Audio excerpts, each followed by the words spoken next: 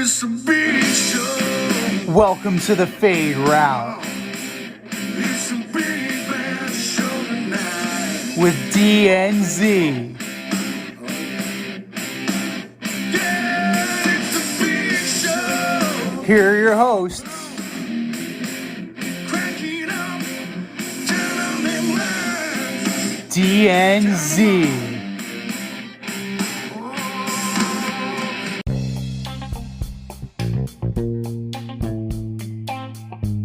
Welcome everybody to this week's episode of the Fade Route with DNZ. I am Z, and we got a great show for you. Politics intersects with sports. Derek Jeter says goodbye to Miami, and we order up the 5 greatest men's college basketball players of all time. But we start in the world of pro football with Aaron Rodgers, naturally. Aaron Rodgers once again holding up the Green Bay Packers, and in this case, it's in the same vein as Giancarlo Stanton once held up the Marlins. Apparently, the Packers have been given the list of teams that Rodgers is willing to play for. That includes the Denver Broncos, of course, the Pittsburgh Steelers, somewhat surprising, and the Tennessee Titans, who, they were linked to Rodgers once Rodgers bought a home in Nashville, but they were so quick to say Ryan Tannehill is our guy, and that's never the recipe for success. That's Bubba Crosby when Johnny Damon becomes a free agent. Bubba Crosby's our center field. Oh, Johnny Damon's available? See you, Bubba. Now, apparently, Brian Gutekunst, the GM of the Packers, has deals on the table, and he's waiting for Mr. Rodgers to make his decision. And Mr. Rodgers is going to take his time on that decision. He's going to let the Packers twist in the wind a little bit. He's going to, engender some goodwill with the fans, possibly, before sticking the knife in them and going to greener pastures. And who's to say that it's necessarily greener pastures? Because there's been a string of success. Ultimately, not in the playoffs, but he has definitely been in the mix for the better part of a decade. So who's to say that Mr. Rodgers isn't taking a step back here? Only time will tell. And here he is. I've known this guy since our days on Carousel Shoes, flight crew through and through, the last QB in St. John's history. What's up, D? How's it going, man? The situation is just unreal. I mean, he is holding them hostage. I don't know. How did we get here? How do we get here? The Packers draft Jordan Love, the heir apparent to Aaron Rodgers. Aaron Rodgers unsuccessfully does not get the Packers to Aaron Rodgers does not get the Packers to the Super Bowl for 2 straight seasons, and all of a sudden we care about where Rodgers wants to get traded, and we're waiting on him to decide where he wants to play, which trade works best for him. First of all, let's look at all sides of this. If you're the Packers and this information has got out, you almost have to trade him at this point. You could not bring him back with the understanding that he's making a decision on if he's going to come back or if he's going to get traded. If you're Aaron Rodgers' agent, you have to call them and say, guys, you've got to trade him now. We cannot come back into this and, decide where he wants to go or where you want him to go. And also, if I'm Jordan Love's agent, I'm like, trade him today. Not 3 weeks from now, not 2 weeks from now. We're out. Trade us for a 6th rounder, a 5th rounder. Cut us. I don't care. We're not playing for the Green Bay Packers ever again. It's a complete clusterfuck. Management and the player have both created an untenable situation. And collateral damage in this, possibly, is Davante Adams. Because Davante Adams has pretty much become a package deal with Rodgers. He's said as much, that I'm going to go where 12 goes. or I'm going to stay in Green Bay if 12 stays in Green Bay. So this becomes a situation where the Packers are gutting their team. But to your point, Aaron Rodgers has created a situation where they have no choice but to act. Because this will he, won't he, where am I going to go nonsense sounds familiar. And it should sound familiar for Green Bay fans because you already lived this. You lived it once with Brett Favre. Yeah, but it was a little different, right? Because Brett's whole thing was I don't know if I want. Listen, you know how I feel about Brett Favre. Oh, but, we know. But for Brett Favre, it was more of like, I don't know if I want to retire or if I want to keep playing for the Packers and keep playing football. It wasn't like he was deciding, I don't know if I want to play in Green Bay or if I want to play somewhere else, right? And the Packers already knew what they had in Rodgers. It's like, no, Brett, you should retire. They were kind of pushing him to retire until he finally did. And then a couple weeks later decided, you know what? I still want to play and I want to go back and beat the Green Bay Packers, right? Like, that was a little different. In this situation, this guy's trying to figure out, do I want to play for the Packers again or do I want to go to the AFC? In this instance, the Packers are fully on board with that because once Brett Favre decided he wanted to come back, it was Minnesota or bust. And you're not going to trade to an in-division rival. Right, and so that's how he ended up with the Jets. And sending dick pics for the Jets, yes. So, in this instance, guys seem to realize, and at least Aaron Rodgers seems to be doing them a solid in that regard. That how could you say something like that? He's doing them a solid? He should do them a solid and get the hell out of town. Like, dude, go away. We can't win with you. We can't. 5 years. We can't win with you. Devontae Adams, Aaron Jones. You keep naming players. We got studs. We get the AFC Championship game. We only lose 3 games all season. You win the MVP award, but we can't beat Tom Brady at home. We can't beat Jimmy G at home. Come on, man. No, do them a favor and leave. They drafted your successor. Leave. What happened? I thought you hated them. I thought you were mad at them. You didn't come to camp. What are you holding their toes to the fire for? Go play for Tennessee. You think you're gonna win there? Go play for Denver and play Patrick Mahomes every year. Go play for the Steelers and play for that rebuild that's going on over there. Like you could have it better somewhere else. I mean, come on. Don't even go that route. See? To me, it's Tennessee or bust, right? I don't want any part of Denver. I don't know. I don't know if it's. I mean, are you going to get along with Mike Vrabel? Mike Vrabel's a dickhead. You going to get along with that guy? Like, you've been in a situation where you've been able to bully around Matt LaFleur and call your shots.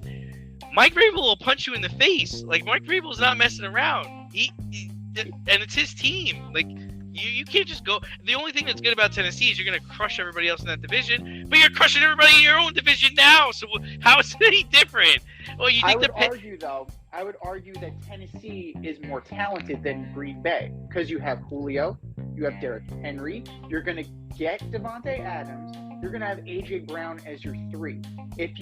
As your number 3 receiver.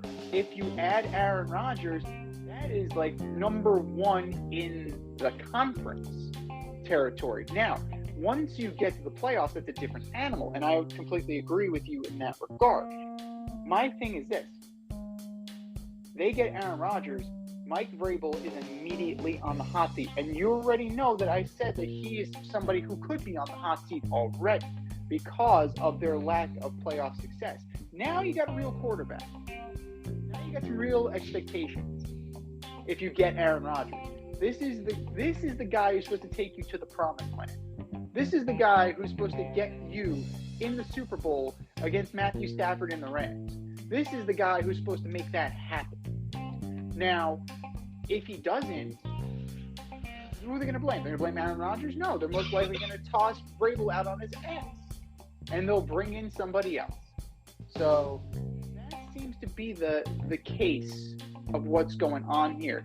In terms of expectations and talent and trying to get somewhere, like, to me, Tennessee's the way to go. Pittsburgh, if I'm Pittsburgh, I don't even return Green Bay's phone call. I just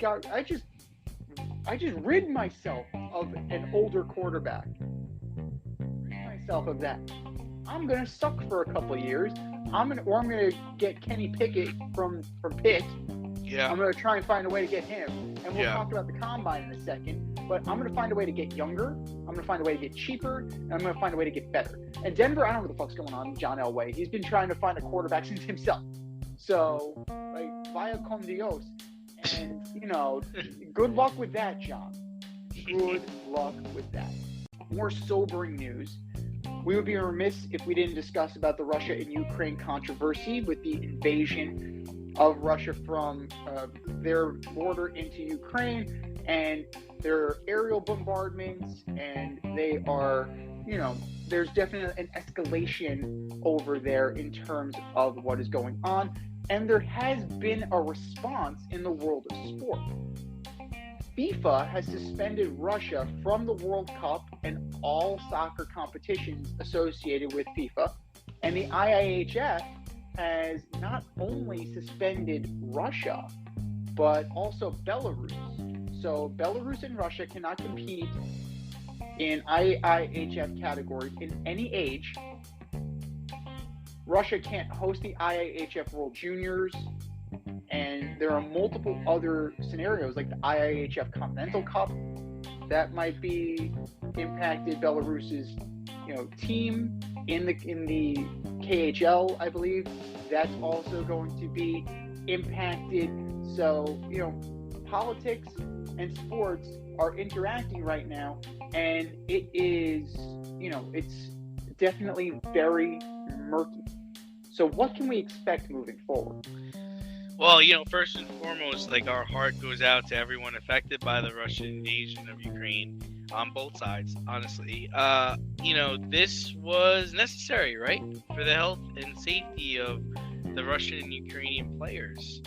The NHL released a statement earlier in the week, and it was kind of on the safe side where they're kind of, they're pulling out their digital media, their social media, their language things, and they're not considering Russia for any, future competitions. But, man, I'd really like to see something else come out from the NHL. I mean, some of their best players are of Ukrainian and Russian descent. I mean, Alex Ovechkin is a big Putin supporter.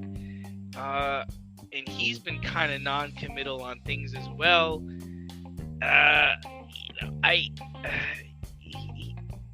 It's getting murky, man. I don't know. I mean, it's just interesting that all this is kind of taking place after the Olympics, right? They made sure the Olympics got completed, and then all of a sudden they invaded over there. It was almost like it was like this was part of the plan all along.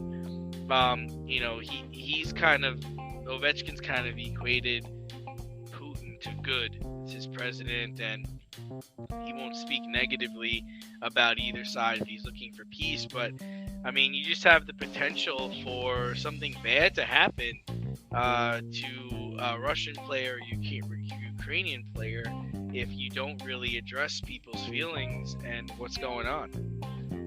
Definitely, and this is something that needs to be done, like you said. The NHL cannot stand with Russia. Even though a majority, a large quantity, a large amount of its workforce is Russian descent. Now, Russian players need to be careful too, because they need to be able to go home. Yeah. Many of their families are still there. Many of their parents are still there. So you have to tread lightly if you ever want to see your family again. So it's one of those things that, I understand why Alex Ovechkin would want to be as vague as possible. But at the same time, we see it unfolding in front of our eyes. We're watching this happen in real time. We are living history. And teams, organizations, and individual players need to come down hard. They definitely need to, side on the side of right here. And right is right, regardless of whether you're a Russian, whether you're Ukrainian, whether you're a Belarusian, whether you're a Pole, whether you're a Finn. It doesn't matter. Right is right. Wrong is wrong.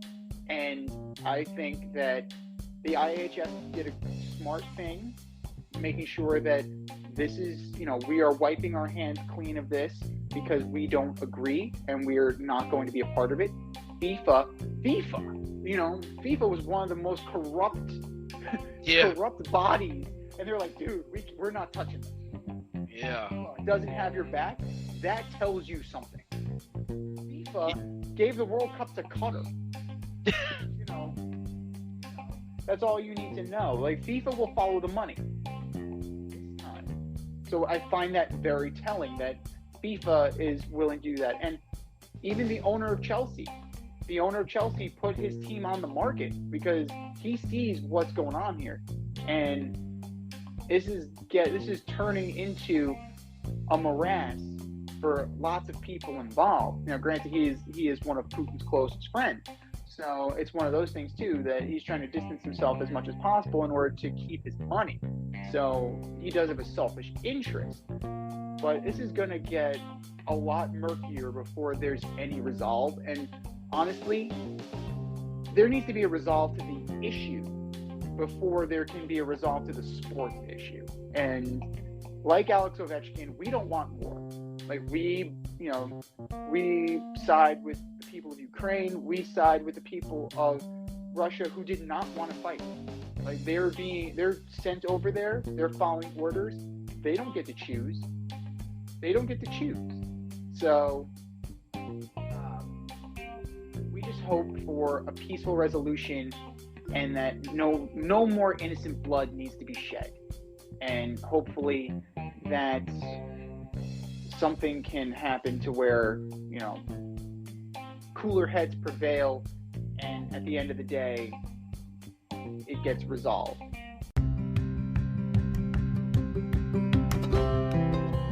Do you love brownies?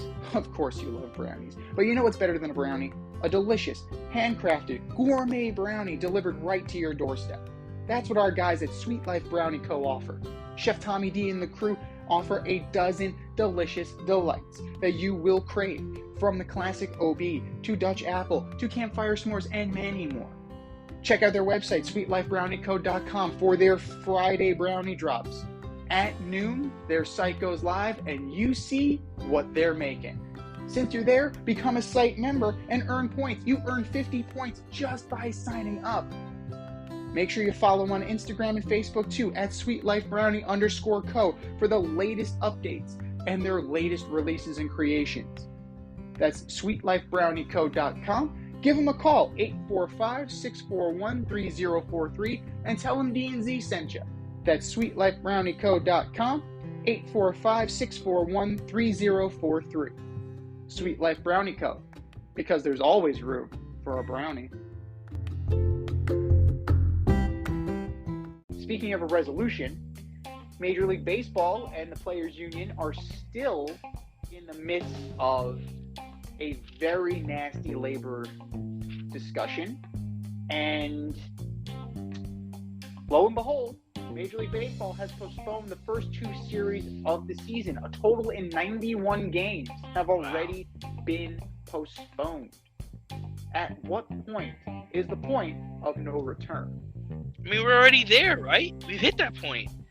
Whether you're on the side of the players or your side of the owners, this all comes down to greed. Shame on both sides for not being able to come to a common ground. I think they're losing fans. I mean, basketball fan base stays pretty consistent every year, right? I would say football seems to gain fans every year, even despite everything that happened the last 2 years. Hockey stays pretty consistent as well. I don't think they lose or gain too much. They're pretty much in an even scale. Now, baseball, in the case of baseball, they don't gain any new fans, and this is not going to help anything. I mean, listen, I live in the Bronx, and Little League enrollment has been down the last 8 years. 8 years in the Bronx. Baseball was the number one sport in America prior to the strike, and then prior to the strike in 1994, and then football swooped in. 49ers won the Super Bowl, and they never looked, and the sport never looked back. Football passed baseball, and basketball seemed to pick up some ground during that time as well. So I think we're there, or we're even past it. I mean, one of the things I wanted to say is, the NFL and the USFL and the XFL are missing out on a solid opportunity here to pick up new fans, because you could be holding practices, flag football tournaments, or scrimmages in the towns that would be holding spring training right now. And they would love it because they need the business. Like, baseball not going on is affecting more than just baseball. It's affecting all those who work in the sport. And the thing, when they do come back, if they do come back, they're going to really need to figure out how to engage that fan, how to engage that young fan. And maybe it's a sense of, okay, if you're in the stands and you got your smartphone, you can vote on if you like the moves the manager is making or not, and they can post a poll. Like, you've got to make it more interactive. You've got to get people involved, and you've got to be able to explain the game a little bit more, like what's a sack fly, what's a sacrifice, and why that would work out in those situations, so that a young fan can pick up their smartphone and look and be like, oh, okay, I get it, or something to capture young minds, because this is so detrimental to the future of the sport. Agreed. And unfortunately, there doesn't seem to be a resolution in sight, because we're quibbling over a 14-team playoff versus a 12-team playoff, the concept of a ghost win. Can we stop with the ghost? Can we ghost the ghosting in baseball? No ghost runner on second base. No ghost playoff wins.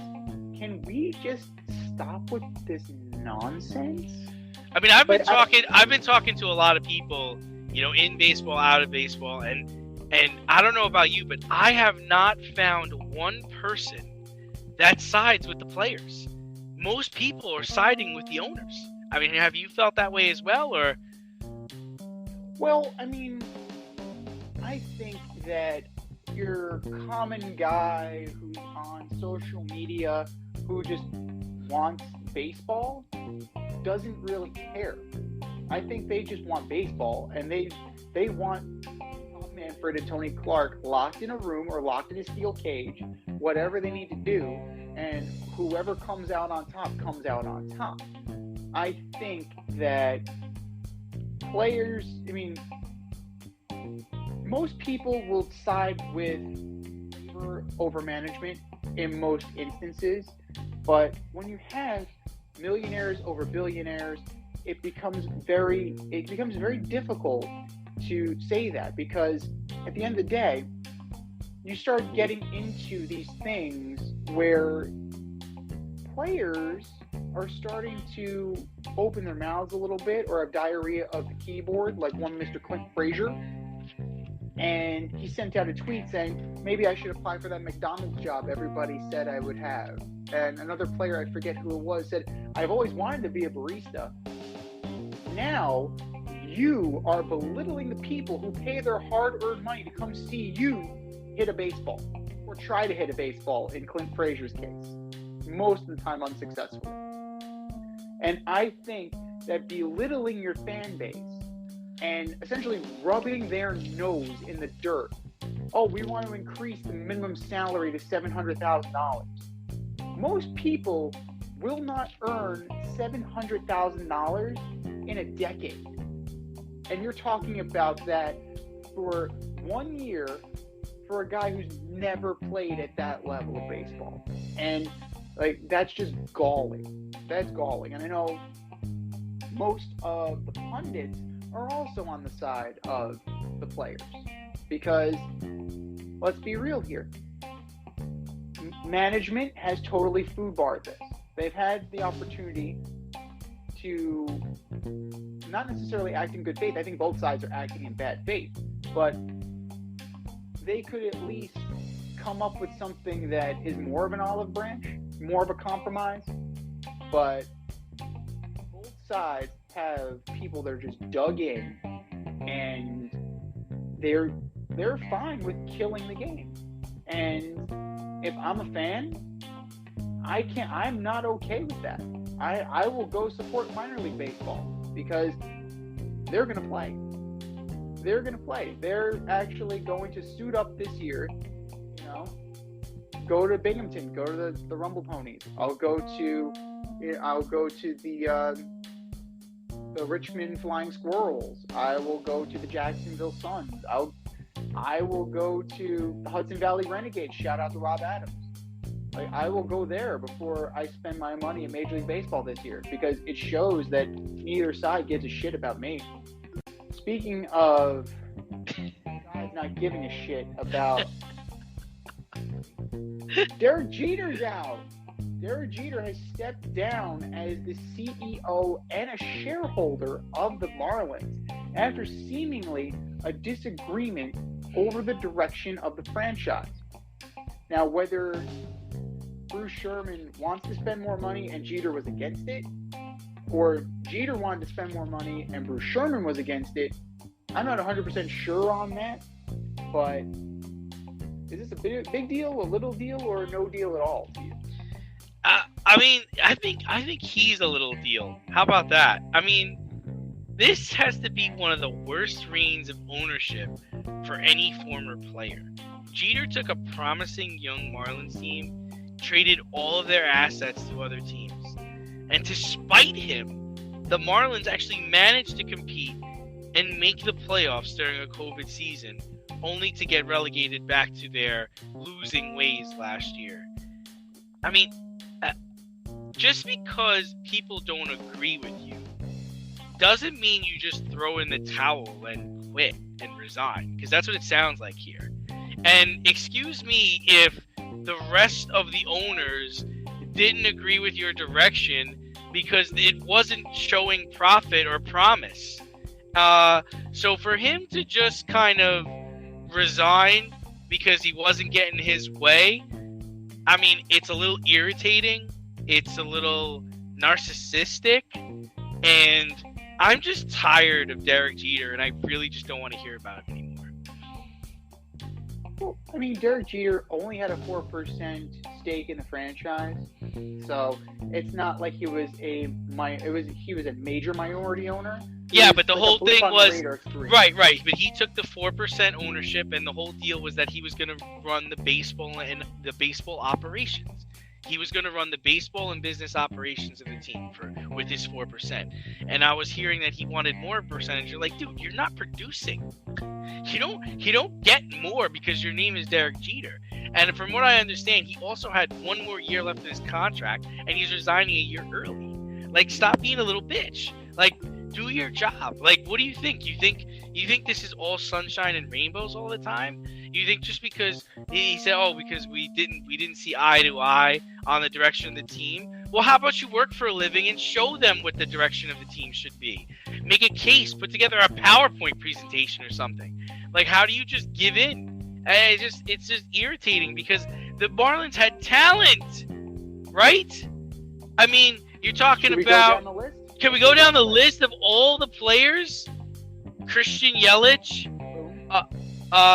Who's the catcher that went off to Washington? Yeah, like and then then Giancarlo Stanton. Like, come on, man. Marcell Ozuna. Marcell Ozuna's another guy. And granted, D. Gordon. Like D. Gordon before he went downhill. Yeah. D. Gordon was a good player. And now Jose Fernandez. Jose Fernandez. Yeah, that was an unfortunate event. But that should be the line of demarcation, really. But dude, if my research shows me right, they've had the worst winning percentage in the National League since he took control of the team, or since he had a stake in the team. So they bought the team in 2017. They finished in second place that year. Still under 500. They were 77 and 85. With all the talent, right? With all the talent. That was with all the talent. With everybody in the fold, 77 and 85, second place. Then you're looking at 63 and 98, 57 and 105. We're lauding this, the COVID year, 31 and 29. Okay? 31 and 29. So that was good enough for second place in the National League East, and then 67 and 95 last season. So attendance is down. They're barely attendance was less than 650,000 last year. You're looking at 1.5 million in 2017, then under 900,000 2018 and 2019. So people, teams, and fans are actively not going. And then obviously COVID happened, so nobody's in the stand. And then the rebound was less than 650,000 people for a year. Like that's not good. That is, for a franchise, people don't want to come to see you. And it's not like we have a rinky-dink ballpark like Tampa Bay. No, you have a newer ballpark. Granted, it's not the most visually attractive ballpark in the world, but whatever. Like, you have something new. You were supposed to bring in this energy and Project Wolverine and all this shit, and it got run into the ground. And he met with all the season ticket holders and was talking about all his plans for the team and talking everybody off the ledge after he sold all their talent that they worked for so many years to develop. Look at Michael Jordan. I mean, everyone likes to make fun of Michael Jordan because the Hornets suck and he surrounds himself with yes men, but Michael never quit. And Michael has a pretty decent team now with a lot of young stars, a lot of young talent. And he knows a lot more today than he did X amount of years ago when he took ownership of the team. So I just don't want to hear about him anymore. I don't want to hear about Derek Jeter. I don't want to hear how great of a player he was because he wasn't really that great. I don't want to hear about how good of a businessman he is because he's not a good businessman at all. So just go somewhere in Florida, live your life with your wife and your daughter, and just go away. Just go away. Nobody cares. Nobody cares. Ultimately, this has been a cluster since Jeter and Sherman took over. Because you had Michael Hill in place, and then Michael Hill is gone. Kim Eng is in. Caroline O'Connor, they're going to run the day-to-day operations. But it makes you wonder. It makes you wonder if this was, if everybody was so quick to try and get Jeffrey Lurie out, right? They were just, after the whole debacle of the stadium, and then the name change, and then Ozzie Guillen, and just the nonsense that, buying 2 World Series and then trading everybody off.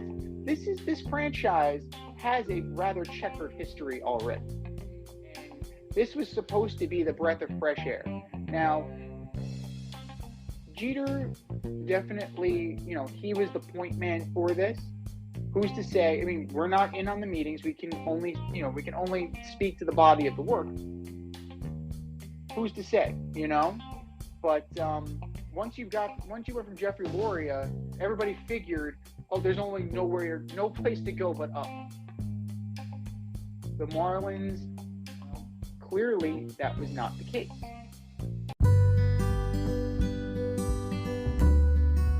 Avoid messy accidents. Get better stopping power with your brake pads. Callahan brake pads. You never know when you'll be driving in the road and there will be a truck tire that you need to avoid and save your family. Callahan Auto. We really care about what's under your hood. Speaking of accumulating talent, the NFL Combine is underway in Indianapolis, and you have the best collegiate talent going to a meat market where they're measuring hand size, vertical leap, and you got a bunch of guys running around half naked without any pads on, not being chased by players. Is the NFL Combine even relevant? I mean, it's just not, right? I mean, if you're basing your draft on what a player does under perfect conditions in a dome in Indianapolis at the Combine, then your franchise is in trouble. Most of the talented players do not throw, run, or perform anything of importance at the Combine. They do all that at their pro day, right? I mean, you do it under your circumstances, your drills, your conditioning, some on a field that you know and you've practiced on 1,000 times. That's where you're going to really display your top-level talent.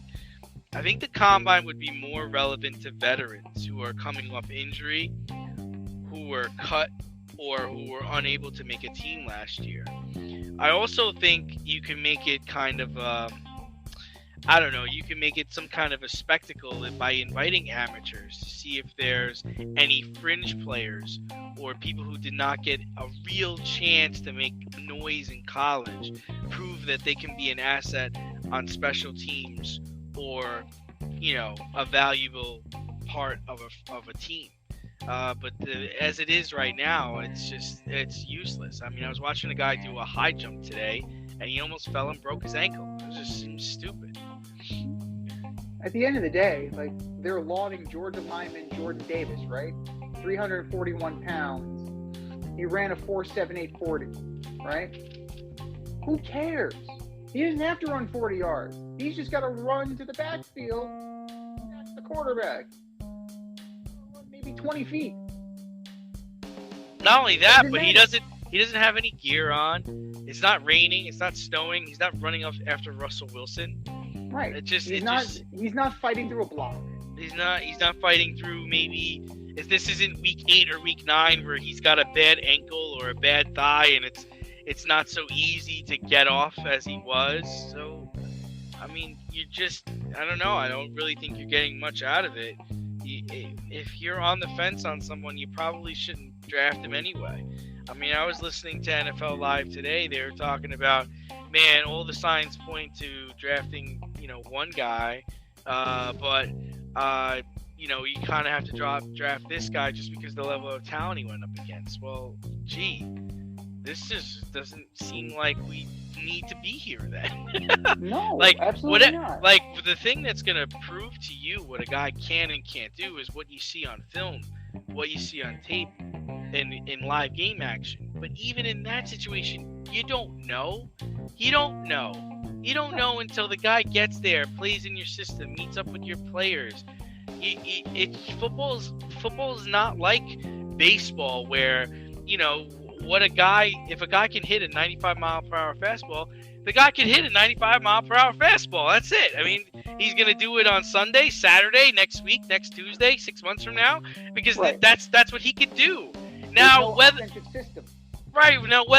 I don't know whether a quarterback could handle a blitz from the Chicago Bears in -8 degrees in December. I'm not going to find that out until December. I'm not going to find that out in Indianapolis on the combine. I mean, look at Brady. Brady's combine was awful. He got some of the worst grades from coaches, Mel Kiper, and everybody. Dude won 7 Super Bowls. Right. I mean, Jarvis Landry had a notoriously bad one. He was hurt. He ran hurt because he wanted to prove something.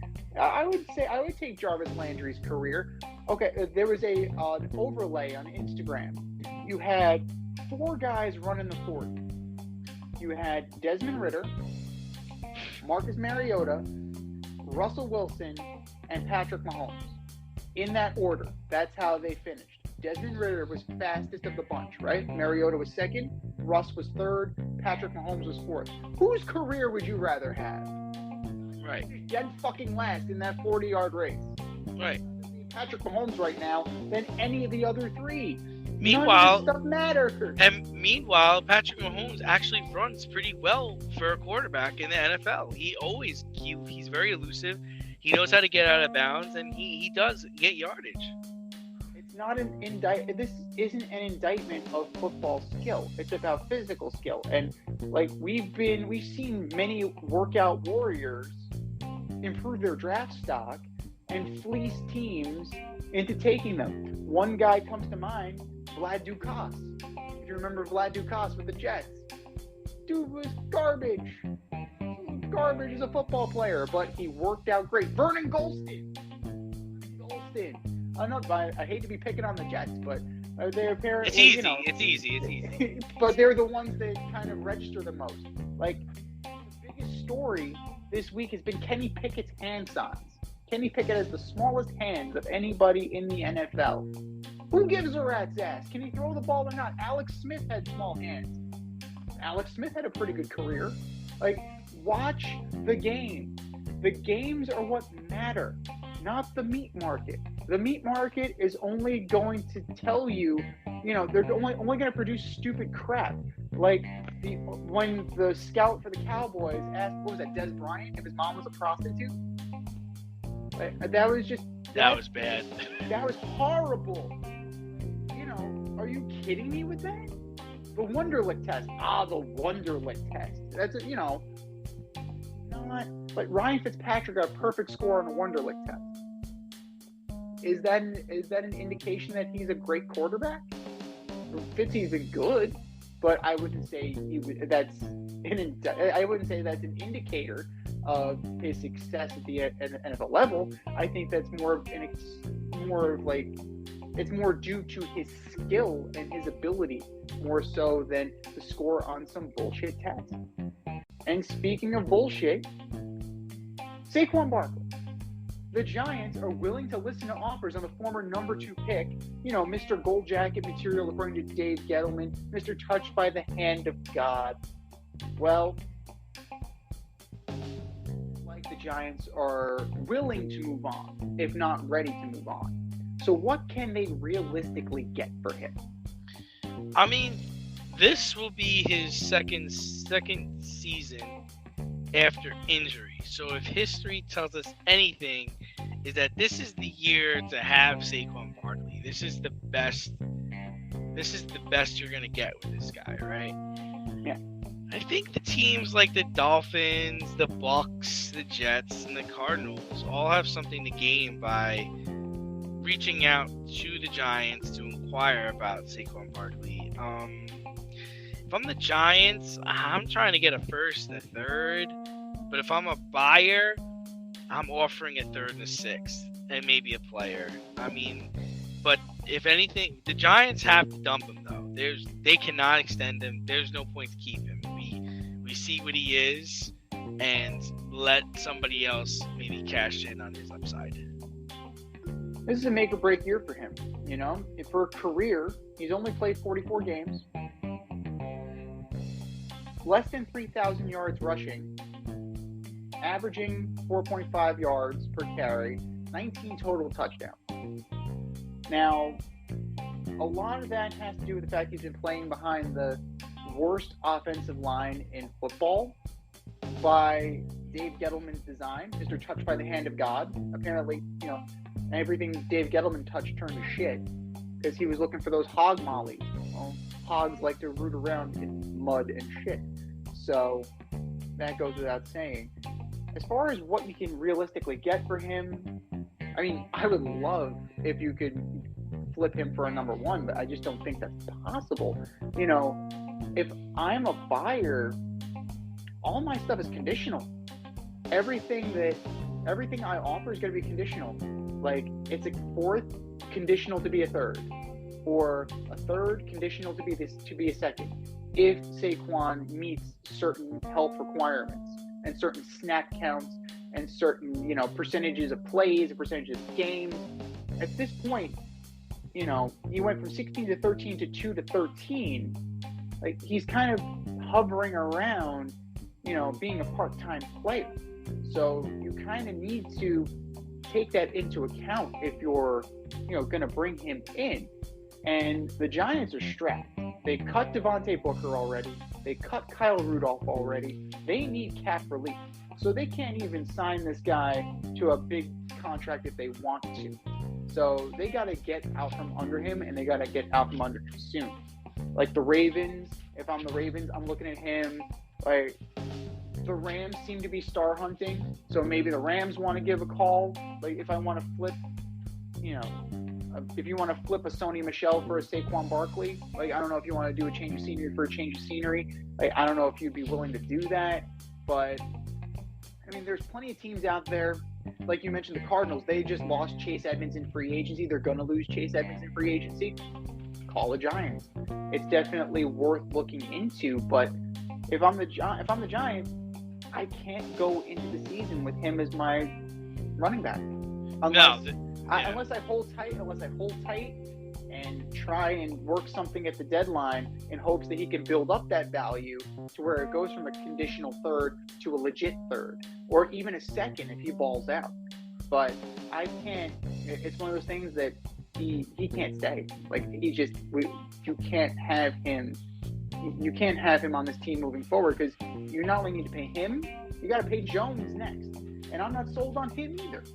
So it's a really bad situation for the Giants, and it's only been made worse with the contract situation.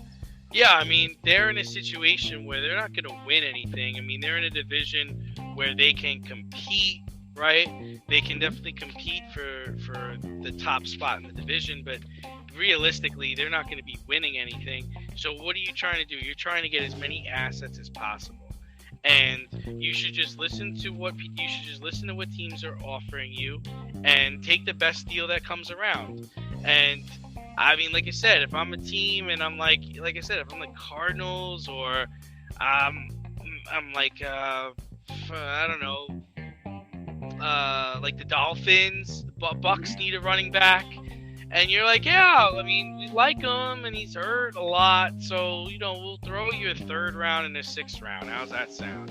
And start it there, engage their interest, and see if that's able to, get the ball rolling. But you're definitely not investing in this guy.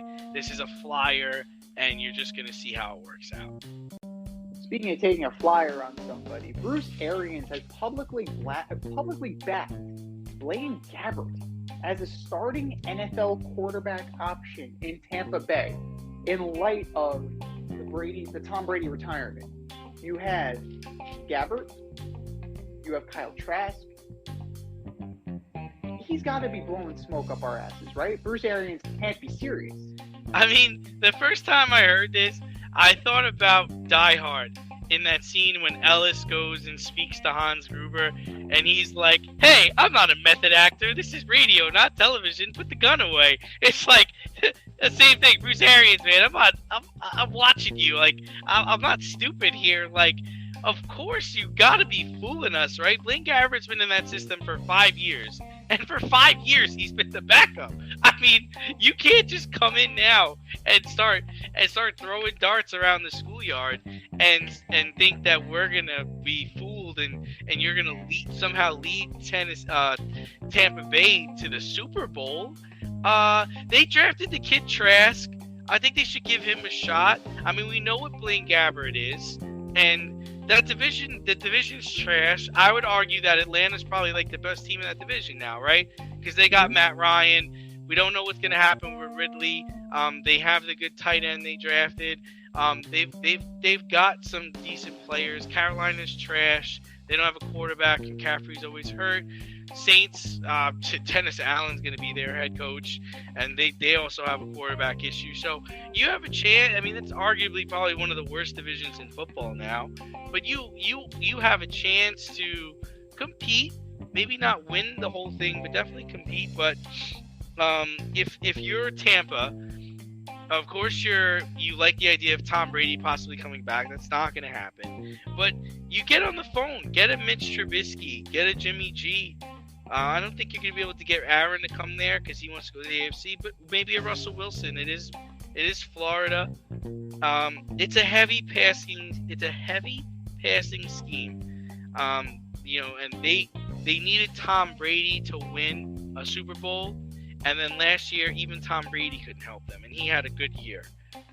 They're loaded with talent, but there are some contracts that are expiring, so you might lose Godwin, you might lose Gronk. Marpet retired. I think 2 of their offensive linemen might not be coming back. Their center, Jensen, that's going to be a huge loss to them. Yeah, so who I have here, Kappa and Marpet might not be coming back. Jensen, maybe is the guy that retired. But regardless, he's not fooling me. I'm not buying the Blaine Gabbert thing, and it doesn't scare me either. Here's a quote from Bruce Arians. People may not like the overall record, but Blaine had 8 head coaches and 8 coordinators in his first 8 years. He beat Jacksonville their best year and beat Tennessee. What? That doesn't even make any sense. That quote doesn't even make any sense. He beat Jacksonville their best year and beat Tennessee their big year for us in Arizona. And he's been in the system now. So he's also not logically not there, and also with the words he's not there, because that just doesn't make a lick of goddamn sense. Blaine Gabbert's like a bad Ryan Tannehill, right? That's what he is, right? He's a bad Ryan Tannehill. Well, here's the thing, right?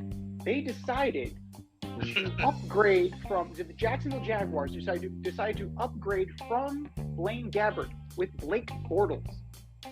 That's all you need to know about Blaine Gabbert. 15-35 career, right? 5-22 with the Jags, 4-9 with the Niners, 2-3 with the Cardinals, and 2-1 with the Titans. You are what you are, man. If he was gonna be a starting quarterback, he would have been a starting quarterback by now. Exactly. Instead, he's holding Brady's clipboard and asking him how he wants his avocado ice cream. Right. That's just how it is. And you know what? It's okay. Let's go back to what I was saying before. Bubba Crosby was once in an interview, according to Brian Cashman, was starting center fielder for the New York Yankees until Johnny Damon became available. Then all of a sudden it was Bubba who? The same way, Blaine Gabbert is the starting quarterback of the Tampa Bay Buccaneers until, wait, we can get Tua? We can trade for Tua? Oh, we can get Deshaun Watson? Oh, we can sign Mitch Trubisky. He's a free agent. We can trade for Aaron Rodgers. We can get Russell Wilson. Right? Blaine Gabbert, the NFL, you're only as loyal as your option. Right? And if this is your option, start Kyle Trask. Just start Kyle Trask, Bruce. It's not that hard. Right. And you drafted the guy. You drafted the guy. Let him play and see what happens. I don't understand these teams that draft these quarterbacks and then they don't play him or they don't put him in the position. Play the guy. You drafted him. Play him. Totally. Absolutely. It doesn't do you any good to let this go longer. And speaking of not doing any good, 7 top 10 NCAA men's teams lost last week. Does anybody want to be number one? Which one was your biggest surprise and why? Auburn was pretty surprising to me. I think teams had a tough time evaluating talent during COVID. So we're seeing a narrow gap in the talent among the top 25 teams. I know you think Duke can win it all, but I think Auburn, Gonzaga, Baylor, Villanova have enough talent to compete for a national title. I also like LSU. They had a big win today against Alabama. So, talent prevails. There's just not a lot of consistency this year. And I think it's really just based off of, what happened, over the last 2 years. Well, definitely. I mean, COVID definitely plays a role in this. But Gonzaga loses, Arizona loses, Auburn loses, Purdue loses, Kansas loses, Kentucky loses. At some point, somebody's got to take this thing, right? Somebody has to bubble up. And we were talking about Duke, right? You name check Duke. Duke lost today. Duke lost to North Carolina in Coach K's final home game. 13 points too, I think. Yeah. It's a big loss. So it's I don't know if anybody the cream rises to the top, but who's to say that these players have been evaluated properly? And Gonzaga has to win, right? Chet Holmgren, Gonzaga's been the team for a while. They kind of have to at some point shit or get off the pot, And it's tough. It's tough because of the conference they play in. We saw them get overmatched by Baylor last year. It was almost embarrassing. God, I felt bad for them.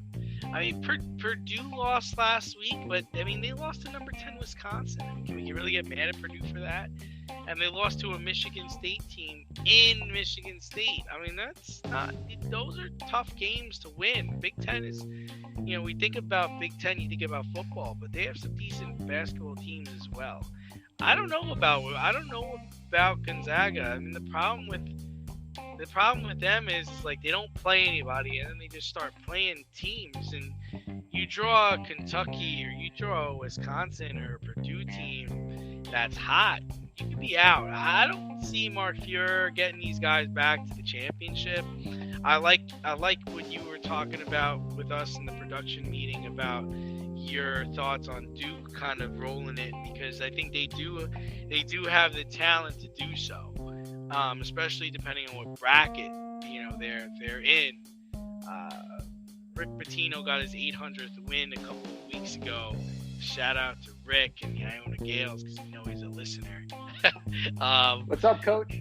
He's a guy that's been, Maryland might be interested in him. I mean, that would be so amazing if he went and got the Maryland job.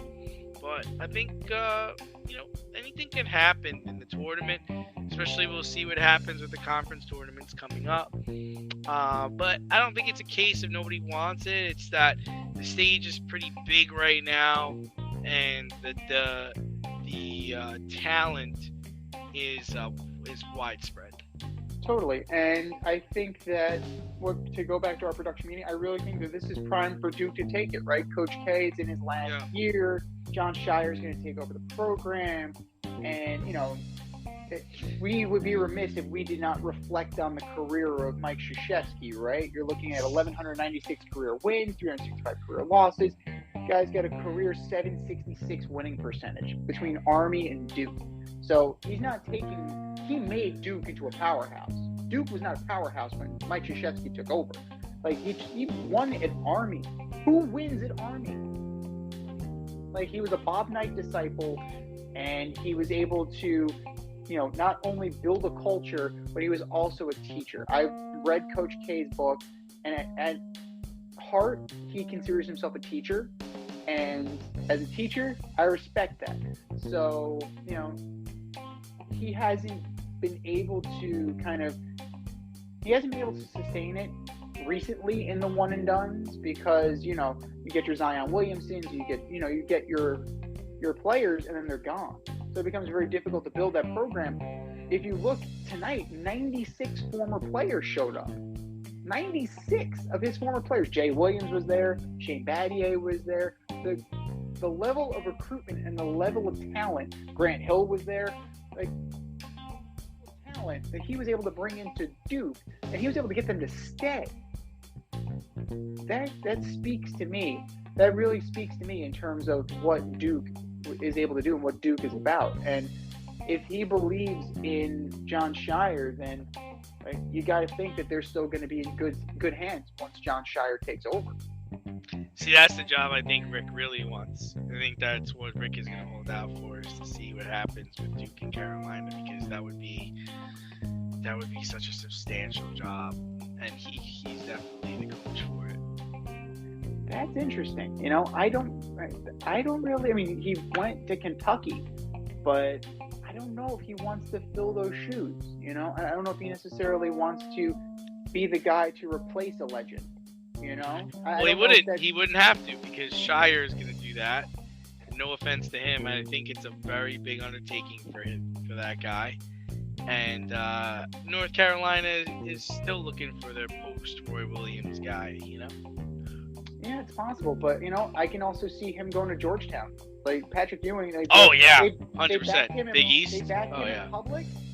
Seems like a big fish move for Rick Pitino, but we'll see where that goes. But overall, I mean, Coach K's had a hell of a run, and it wouldn't surprise me at all if that team was able to rise to the occasion and win it all for Coach K.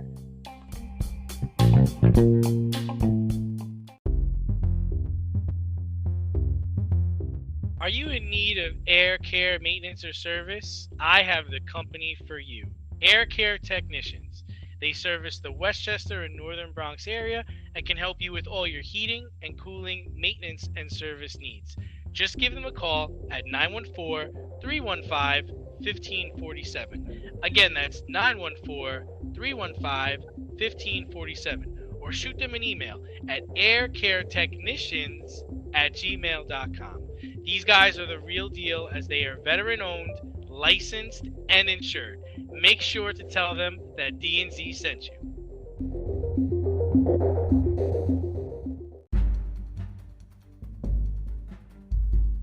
It's the hot route. Hot takes on burning questions.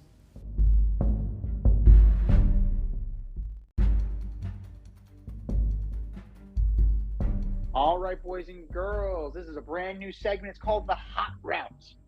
Hot takes for burning subjects. And today's subject on the Hot Route: what makes a season or record asterisk worthy? What do you think, Dave? Yeah, so for me, I mean, it starts with doubt. If you had an edge over your competition, an illegal edge over your competition, then your record or accomplishment gets an asterisk. The biggest thing I can look at is in baseball, right? I mean, for me, Pete Rose broke the rules and bet on baseball. That's not asterisk worthy. That is, you're banned from baseball. Barry Bonds took PEDs during his career, but he set the home run record. So you get an asterisk because you were taking PEDs. You had an edge over your competition.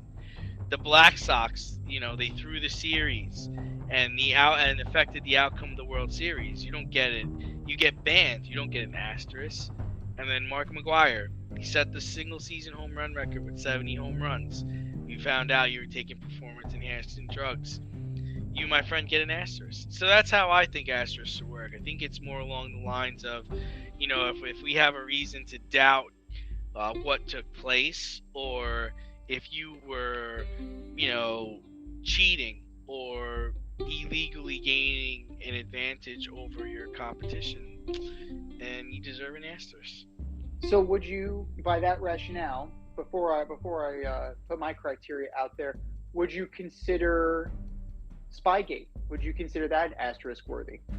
I wouldn't, because I don't know how much that really gave them an advantage over the competition. And if you wanted to erase everything before Spygate, they still had Hall of Fame and record-breaking performances after it. So, you can know what plays are coming. That doesn't mean you can stop it. It doesn't mean you're going to be able to effectively do anything about it. That's true. And in the same regard, it's kind of like the shot heard around the world, right? Where you have the Giants had somebody in the office with the telescope, and they were like raising and lowering the blinds, or opening and lowering the blinds, and that's how the hitters knew what was coming. Bobby Thompson still had to hit that pitch. Yeah, it's not so cut and dry.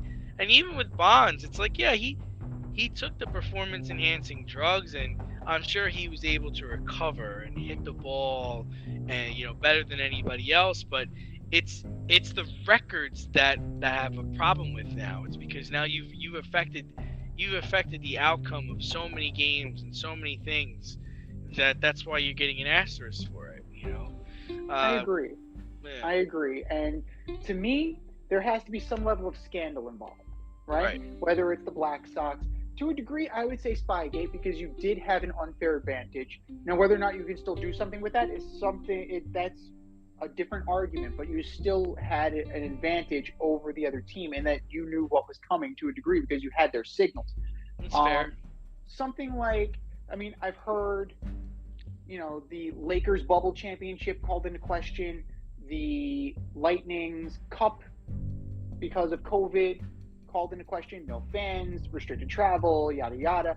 The Dodgers, anything had to do with COVID, essentially.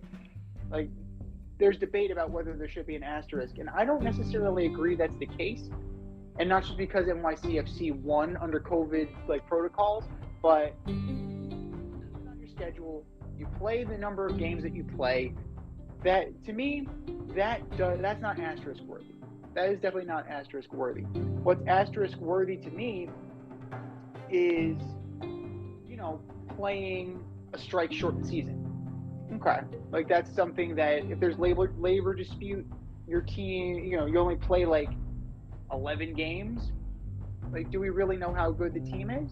I don't necessarily know. That, if there's labor strife, that's definitely something there. Scandal, absolutely. I agree with you wholeheartedly on the Black Sox. I agree with you wholeheartedly on Pete Rose. I agree with you on Barry Bonds. I won't go as far as to say every team in the steroid era needs to have an asterisk because that would be highly extreme. But at the same time, the whole time period was affected by that.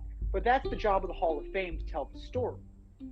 I don't necessarily agree that. I don't think they're going to put an asterisk over that. Something egregious, it deserves an asterisk, but not to the point where you're putting one next to, because you're not going to put one next to every team, because you can nitpick arguments for everything.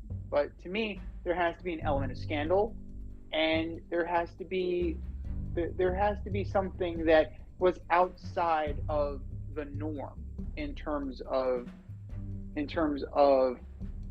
the game per se, like lowering the mound, raising the mound, like something like that. If there's fundamental rule changes, that's definitely grounds for discussion, but not for something that you're able to play your entire season and they were just under different circumstances.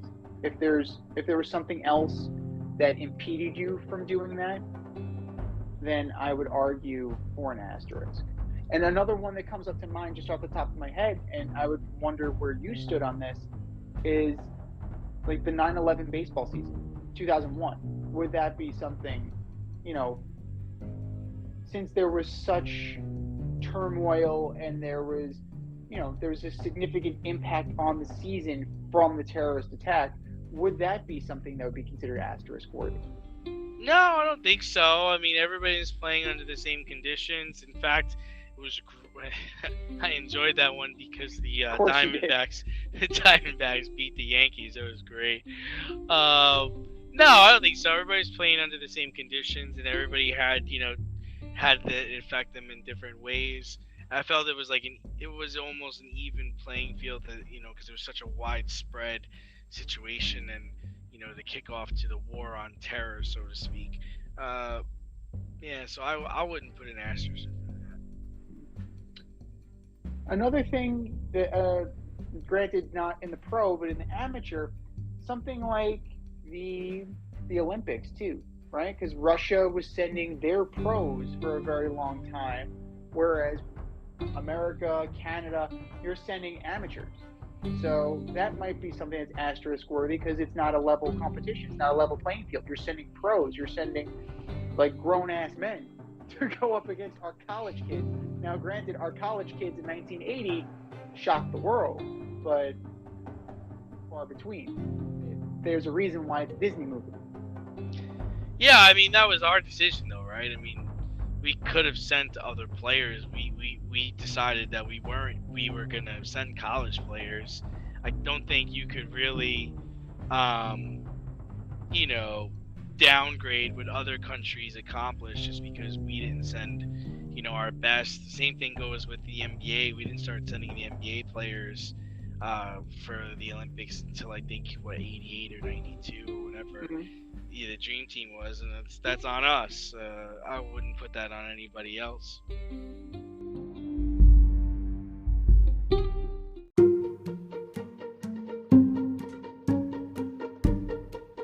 The Fade Store presents the Alleged Superstar of the Week Award.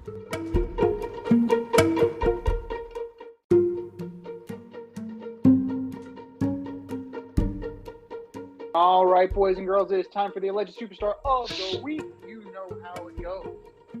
Put a poll out there. You vote. And then when you think you're done, you vote some more.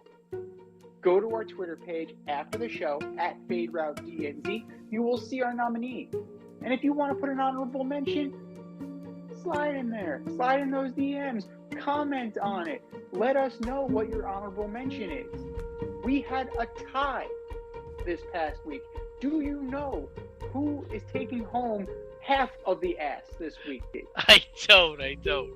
So one half of the ass goes to Matthew Stafford of the Los Angeles Rams, and the other half of the ass goes to Juwan Howard of the Michigan Wolverines. So let's see if we can avoid a tie this week and give out a whole ass. Okay. Who are your nominees this week? Oh, first up, I have Mr. Derek Jeter, number 2. Tasked with running the business and baseball operations, traded away all of the Marlins' top talent. The team has had the worst winning percentage in the National League since his takeover. He's resigning, citing differences in directions.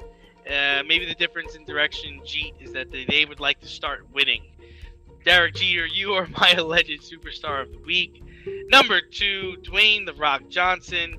We see your movies and public address announcement at the Super Bowl, but you are missing a prime chance to acquire new fans to the XFL brand, get some players, coaches, and staff in those Cactus League towns, help support the businesses, and they will never forget it. Dwayne Johnson, you are my alleged superstar of the week. And last but not least, Michael Bidwell. Cliff Kingsbury and Steve Keim both get contract extensions through 2027 season with a 24-1 record. Dude, what are you smoking? They were 1-4 in the final 5 games this year, and they pretty much handed the Rams the NFC title and then helped the Rams kick off their Super Bowl victory. Michael Bidwell, you are my alleged superstar of the week. What about you, Z? All great choices. All great choices, to be sure. Let's start with Vladimir Putin. Vladimir Putin, your invasion of Ukraine has the country, has fucked Ukraine, has fucked FIFA, has fucked the IHF, has fucked the owner of Chelsea. This is a big-time domino effect that started with this particular moment. So Vladimir Putin, you are my alleged superstar of the week. Pretty sure we're not going to be able to be heard in Russia anymore, but continue. Well, we love Russian hockey. Vodka, number 1. Clark and Rob Manfred. They're recurring. They're recurring. Like, I have a couple of repeaters on here, and these dipshits are definitely, they're high up there. 91 games. 91. That's how many games have been canceled so far. Because you guys cannot get out of your own way, get into a room, and hash out a deal. Now, I don't know if the reports were true that you got close and then you tried to pull a little sneaky on the players. I don't know. I wasn't in the room. Is that spring training is not going on. Plenty of free agents are not signed. And this baseball season is going to be fucked. This baseball season is going to be fucked, and you guys fucked it. Rob Manfred, Tony Clark, you are my alleged superstars of the week. And last but not least, another repeater, Aaron Rodgers. As soon as I started with him, as soon as we started with him in the open, you knew he was going to be here. You're trying to screw the Packers. You're going to wait him out. You're going to turn the screws on him. You're going to get what you want, and then somehow play the victim. We know this. I hope Green Bay Packer fans are not naive enough to think that this is in your best interest to lose a great quarterback. Right? It's not. You guys are a ready to win now team, and he's trying to get out of Dodge for whatever reason. Aaron Rodgers, you are my alleged superstar of the week. Those are ours. Remember, honorable mentions you can put in the comments of our poll at FadeRouteDNZ. Go vote now. And for all our nominees,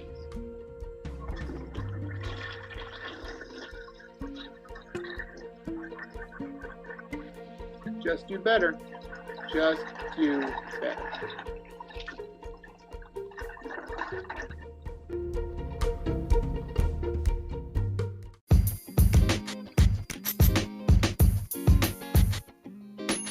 Your favorite podcast has its own merch line now. Go to the Fade store with DNZ.com today for all your Fade Route merch needs.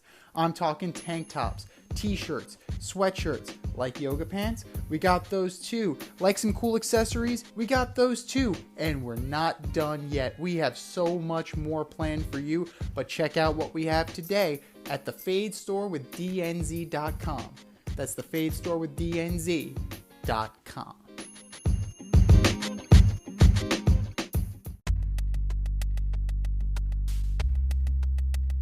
Order up!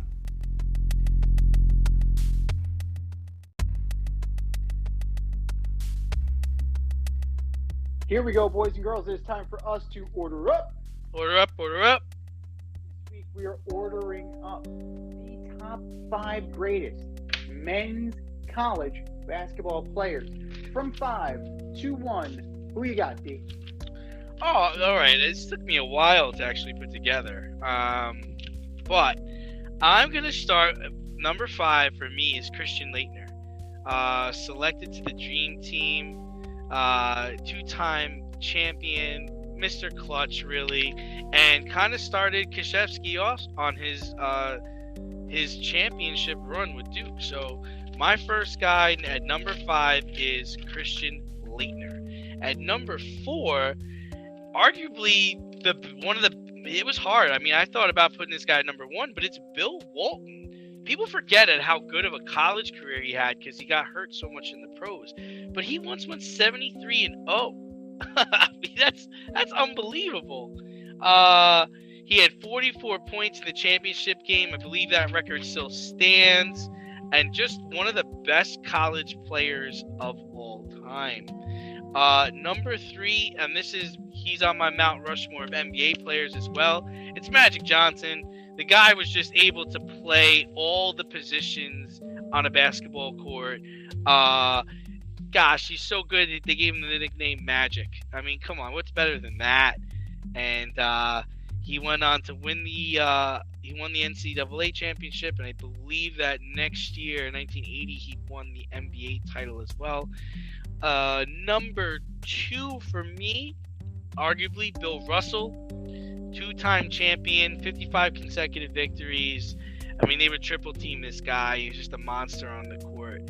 And number 1, probably your number 1 also, Lou Alcindor, better known as Kareem Abdul-Jabbar, 3-time NCAA champion, 56 points in his college debut. Guy was just a monster. What do you got, Z? We have a lot of overlap. How is that possible? Well, How is that because possible? I was going through this and I was looking for particular criteria, right? No one and dones, because that would be friggin' impossible. You had to at least play 2 years. Even then, it was what you did on the court and what you were, how transcendent of a player were you? And surprisingly enough, neither one of us has Michael Jordan on our list. No, because he wasn't that great of a college player. No, he wasn't. And he wasn't that great of a middle school basketball player, too, and that's why he got cut. And that moment, he looked at the chip on his shoulder and created the monster known as MJ. But for me, also Christian Laettner, 16.6 points per game, 7.8 rebounds, 2 assists, 57% from field goal percentage. All 4 years, played all 4 years at Duke, had the legendary play, right, from Hill to Laettner. A play so famous, they made a documentary about it. They made a 30 for 30 on him. The only college player that was on the Dream Team. Christian Laettner's pretty good. I mean, it's not a prerequisite that you had to be a great pro player to be a great college player, to be on my list. So Christian Laettner, you're up there. Congratulations. Number 4, Bill Walton. We're right there with you. 20.3 points, 15.7 rebounds. I mean, he was a solid player, right? And then he just got felled by injuries. And injury after injury after injury. He was able to recover that. He was able to have a solid career.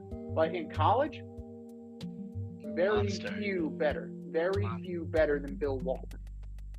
Number 3, one Mr. Kareem Abdul-Jabbar. Wow. 26.4 points, 15.5 rebounds, essentially invented the sky hook, 3-time NCAA All-Tourney, 3-time NCAA champion, won the Naismith Award. Kareem Abdul-Jabbar is a legend. His legend started somewhere. His legend started in high school and then went and transcended to college. Number 2, Pete Maravich, Pistol Pete, he averaged 44.2 points per game in college. He averaged 44.2 points per game. And that is crazy to me, right? He was a 3-time consensus player. He was a Naismith Award winner. He was a 3-time All-SEC player. And he is the definitive scorer, right? You want to talk about your prototypical scorer. He was run and gun before run and gun was actually a thing. Like before the 7 seconds or less with Mike D'Antoni, Pistol was running that. Like that's exactly what Pistol Pete was running. So he was a prolific scorer, prolific player, and you can't really ignore that. But number one, Bill Russell, the penultimate winner, fantastic player, 20.7 points, 20 rebounds per game, right? Almost 52% from the field. And this is not at a big school. This is not at your Dukes, not at your North Carolinas, your Kentuckys. He did it at San Francisco. Yeah, the Don. He was the guy. 2-time NCAA champion, 2-time NCAA all-tourney, all-region, all-everything. Mr. Bill Russell is the guy. This has been the Fade Route with D&Z. Thanks for tuning in tonight. You can catch our podcast on Wednesday nights on the Anchor, Spotify, iHeartRadio, or wherever you listen to your podcast. Until next time, stay faded, everyone. It's time for us to run the go route, but we'll talk to you next week.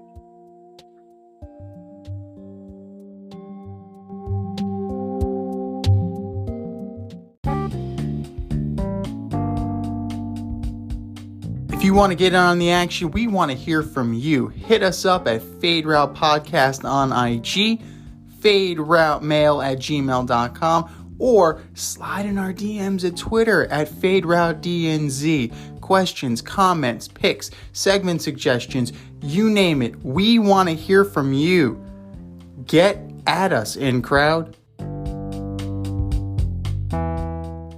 Thanks for listening to this episode of our podcast. If you like what you heard and want to hear more, be sure to like and subscribe on your favorite podcast platform. Rate us 5 stars, leave us a review, turn on subscription notifications, and tell your friends. Spread the word, spread it wide.